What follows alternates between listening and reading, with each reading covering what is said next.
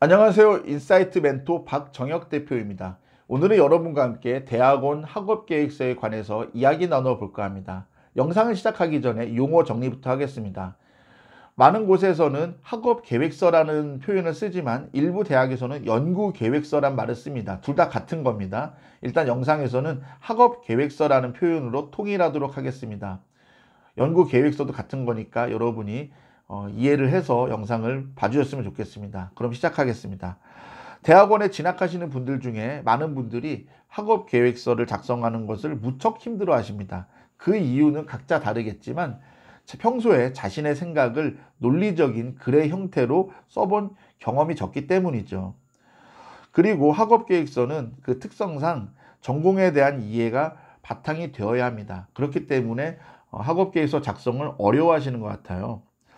그럼에도 우리는 일반 대학원이나 교육대학원 입시에서 피할 수 없는 것이 이 바로 학업계획서입니다. 아울러 이 학업계획서 작성은 이후에 진행되는 그 입시 과정인 면접 전형, 그리고 더 나아가서 최종 합격에까지 영향을 주기 때문에 아주 중요한 과정입니다. 반면에 교육대학원을 제외한 특수대학원에서는 학업계획서를 요구하지 않는 곳들이 많습니다. 그런데 제가 여기서 말씀드리고 싶은 건요, 최근에 코로나 바이러스 사태가 장기화되면서 면접을 어떻게 진행해야 될지 지금 각 대학원들마다 고민이 많다고 합니다. 그렇기 때문에 특수대학원도 학업계획서를 요구할 가능성도 배제할 수가 없습니다. 그렇기 때문에 특수대학원에 진학하시는 분들도 작년까지 학업계획서를 요구하지 않고 제출하지 않아도 되었다 하더라도 올해만큼은 좀 학업계획서를 쓸 수도 있다라는 생각을 좀 해보시고 그럴 가능성도 좀 여러분이 남겨두셨으면 좋겠습니다. 그러면은 이처럼 중요한 학업계획서는 어떻게 작성하면 좋고 또 효과적으로 자신의 장점을 극대화해서 어떻게 어필하는 것이 좋을지 지금부터 소개할까 합니다. 일단 학업계획서를 잘 쓰려면은 학업계획서만의 그 특별한 그 구성, 그리고 학업계획서만의 그런 그 특별한 양식에 대해서 여러분이 정확한 이해가 필요합니다. 그래야만 여러분을 교수님들에게 효과적으로 어필할 수 있습니다. 학업계획서는 크게 자기소개, 진학 동기, 학습 및 연구계획 이렇게 세 부분으로 구성되어 있습니다. 일부 학교에서는 이 세 가지 섹션을 각각 구분해서 이렇게 기재하도록 섹션을 만들어 놓은 것도 있지만 대부분의 학교는 자유서식 이런 식으로 해서 그 세 부분을 나누지 않고 크게 이렇게 빈칸을 뚫어 놓거나 시스템에 직접 입력하도록 빈칸을 크게 뚫어 놓거나, 그렇지 않다면은 서식을 하나 주고 자유서식으로 자유롭게 써봐라 뭐 이렇게 하는 곳들도 있습니다. 여러분 혹시 이제 그 자유서식으로 써야 될 경우가 있다면은 방금 말씀드린 대로 자기소개, 진학동기, 학습 및 연구계획 이 순서로 쓰는 것이 가장 좋습니다. 그래야만 읽어보는 교수님들께서 읽기도 편하고 여러분을 이렇게 효과적으로 어필하는데 가장 효율적이고 효과적입니다. 그러니까 이런 방법으로 쓰는 것이 좋다는 말씀을 드립니다. 그러면은 이 세 가지 중에서 먼저 자기소개, 첫 번째 부분인 자기소개에 대해서 좀 알아볼까 합니다. 학업계획서의 자기소개는 입사 지원할 때 쓰는 자기소개서와 다릅니다. 여러분이 이걸 꼭 알아두셔야 돼요. 대학원은 기본적으로 학업을 하는 곳입니다. 다시 말하면 공부하는 곳이기 때문에 기본적으로 여러분이 지원하는 과정과 관련성이 있는 것 중심으로 쓰셔야 됩니다. 여러분이 아무리 좋은 내용을 갖고 있더라도 입학 후에 해야 할 학업과 관련성이 없는 내용은 기재하지 않는 것이 좋습니다. 그러면 구체적으로 말씀드리면 어떻게 쓰면 좋을까요? 일단 여러분은 대학 입학 전, 다시 말하면 20살 이전에 있었던 이야기들은 안 쓰는 것이 저는 좋다고 생각합니다. 그러면 어떤 내용부터 쓰면 좋을까? 자기소개의 시작은 어떠한 흥미와 관심 때문에 학부에서 지금 내가 전공한 이런 전공을 하게 되었다라는 내용으로 시작을 하는 것이 가장 무난합니다. 그래서 무난하다는 것은 여러분이 이 학업계획서를 풀어나가기에 가장 무난하다 이런 뜻입니다. 그리고 이후에는 이제 어떤 얘기들을 더 써야 되냐? 여러분이 학부 때 그 전공했던 그 전공을 계속 이어서 대학원까지 왜 진학을 하는지에 대한, 그리고 왜 더 공부할 마음이 생겼는지에 대한 계기를 간략하게 소개하는 것이 중요합니다. 여기서 왜 간략하게라고 말씀을 드리냐면은 두 번째 섹션이 지원 동기가 있기 때문에 일단 자기소개에는 간략하게 써주는 것이 필요합니다. 그리고 학부 시절에 수강한 과목 중에 특별히 흥미를 느꼈던 수업이나 이런 것들, 그리고 지원하는 과정과 관련이 높았던 이런 수업이나 과목이 있으면 그 과목을 써주시는 것도 좋은 방법입니다. 그리고 이거는 지금 말씀드린 내용은 상위권 대학원에 진학하시는 분들에게 좀 해당하는 내용인데요. 상위권 대학원에 진학할 때는 지원하는 학과에서 중점적으로 보는 코어 과목이 있습니다.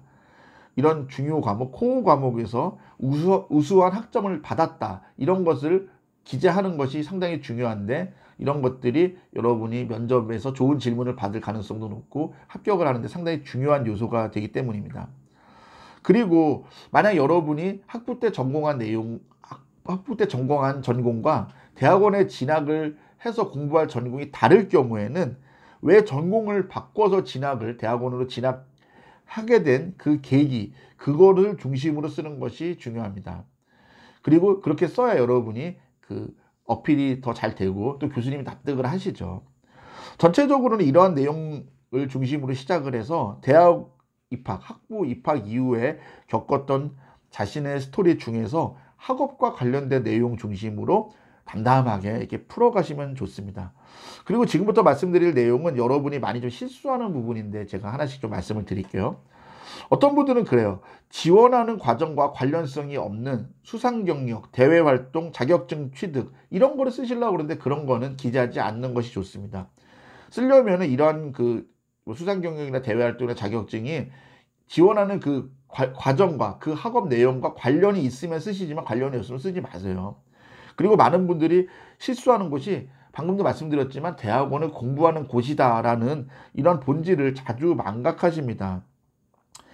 어떤 실수를 많이 하시냐면 상대적으로 실무 경험이 적은 교수님들, 이런 교수님들에게 지원자가 나는 실무 경험이 많아, 이런 것을 강조하려고 자꾸 실무 경험을 어필하려고 듭니다. 저는 실무 경험을 쓰는 것이 나쁘다는 말씀이 아니라 이거를 과도하게 쓰실 필요는 없다는 말씀을 드립니다.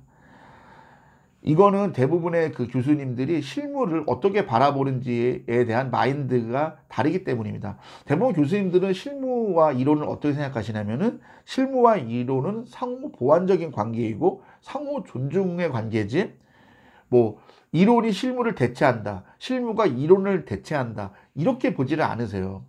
그런데 여러분이 마치 이렇게 가르치듯이, 교수님을 가르치듯이 내가 실무를 많이 해봐서 아는데, 내가 실무를 해서 다 아는데, 이런 식으로 하시면은 상당히 교수님들이 학업기술을 읽으실 때 불쾌감을 가지시거나 아니 면접 때 좀 난감한 질문을 받게 될 가능성이 매우 높습니다. 그렇기 때문에 대학원은 기본적으로 학업과 관련한 내용 위주로 쓰시고 실무도 관련성이 있다면은 그것을 너무 이렇게 과도하지 않게 쓰는 그런 여러분의 현명한 판단이 아주 필요하다고 생각합니다.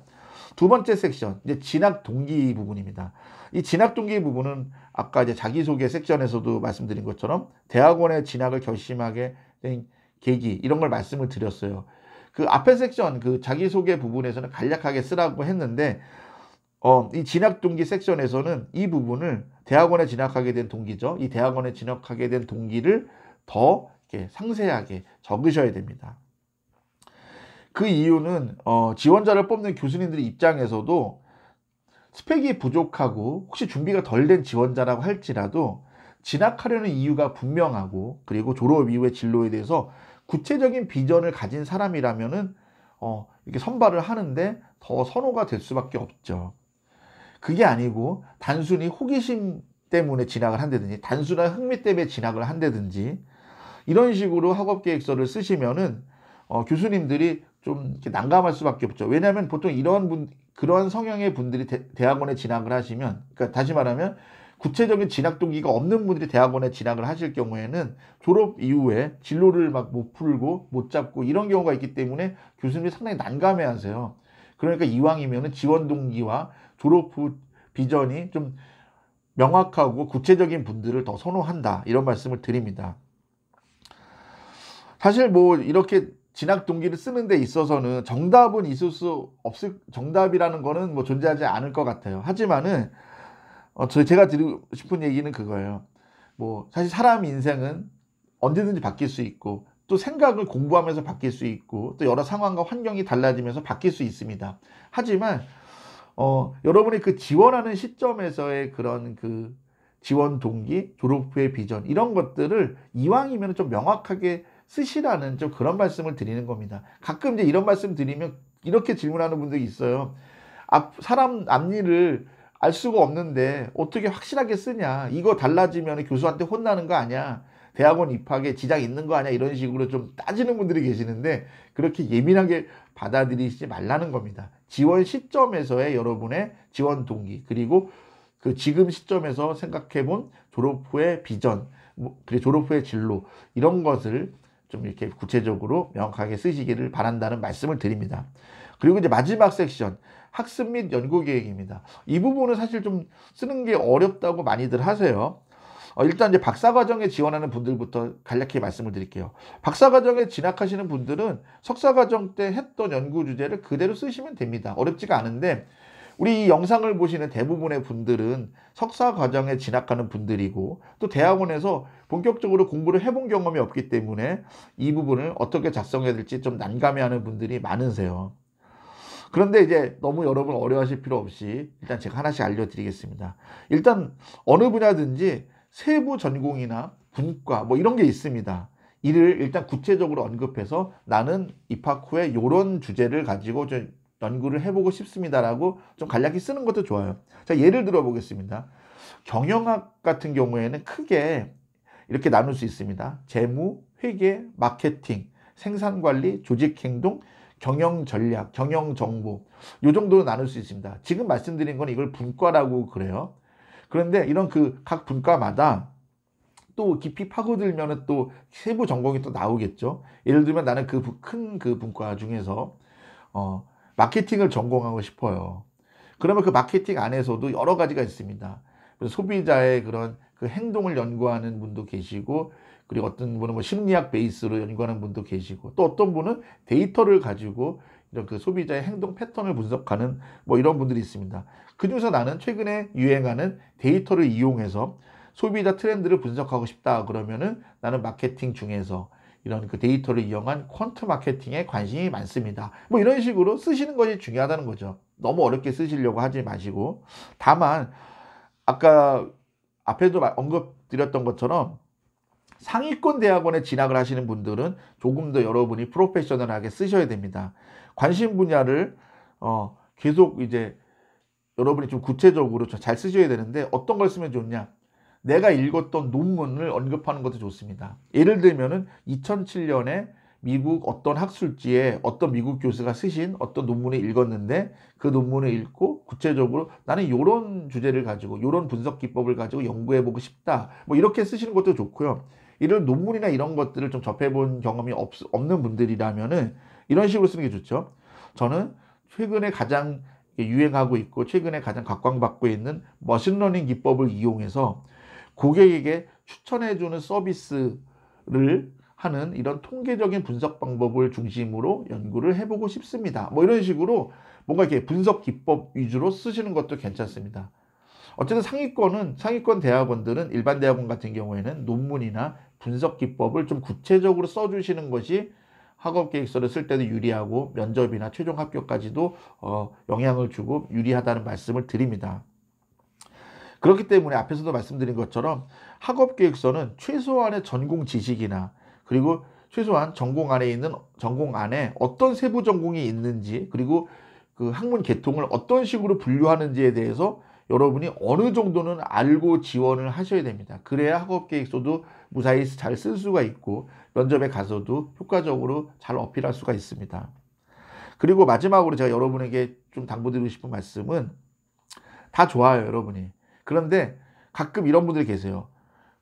굳이 모르는 것을 아는 척해서 쓰려고 하는 분들이 있어요. 그럴 필요 없습니다. 굳이 모르는 것을 너무 아는 척할 필요는 절대 없습니다. 가장 좋은 것은요, 여러분이 관심 있는 분야를 아는 범위 안에서 담담하게 연구 계획을 적는 것, 그리고 나아가 학업 계획서를 담담하게 적어보는 것이 중요합니다. 그럴 수 있다면은 학업 계획서가 면접에 가서도 좋은 질문을 받을 수 있는 좋은 그런 계기가 될 것이고, 나아가서 여러분이 원하는 대학원에 합격할 수 있는 좋은 밑거름, 좋은 발판이 될 거라 저는 믿습니다. 제가 준비한 내용은 여기까지입니다. 영상이 마음에 드셨다면 구독과 좋아요 꼭 부탁드립니다. 고맙습니다.